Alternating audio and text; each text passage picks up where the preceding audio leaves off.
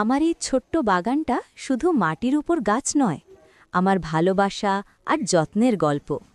এখানে প্রতিদিন সকালে সূর্যের আলো পড়তেই বেগুন গাছগুলো যেন নতুন করে বাঁচে। সবুজ পাতার আড়ালে লুকিয়ে থাকে চকচকে বেগুন, যা শুধু সবজি নয়, পরিশ্রমের ফল। পাশেই আছে লঙ্কা গাছ, ছোট হলেও দারুণ শক্তিশালী, কখনো সবুজ, কখনো লাল। এই লঙ্কা যেন আমাকে শেখায়, জীবনে ঝাল না থাকলে স্বাদ আসে না। জিরে আর এলাচ এরা একটু আলাদা, এরা ধৈর্যের ফসল। ধীরে ধীরে বড় হয়, কিন্তু রান্নায় গেলে পুরো ঘর ভরে যায় সুগন্ধে।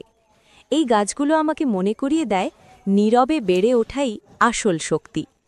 কপি গাছগুলো বেশ গম্ভীর, বড় বড় পাতা মেলে ধরে দাঁড়িয়ে থাকে।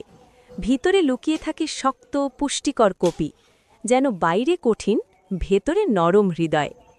পালং আর মেথি আমার বাগানের সবচেয়ে সজীব অংশ। অল্প দিনেই বেড়ে ওঠে, প্রতিদিন নতুন করে কাটা যায়। এই শাকগুলো আমাকে শেখায়, কম সময়ে, কম খরচে সুস্থ থাকা সম্ভব। এই বাগান আমাকে শুধু সবজি দেয় না, দেয় শান্তি, দেয় ধৈর্য, দেয় প্রকৃতির সঙ্গে থাকার আনন্দ। মাটিতে হাত লাগালে মনও পরিষ্কার হয়। এটাই আমার বাগানের সবচেয়ে বড় উপহার।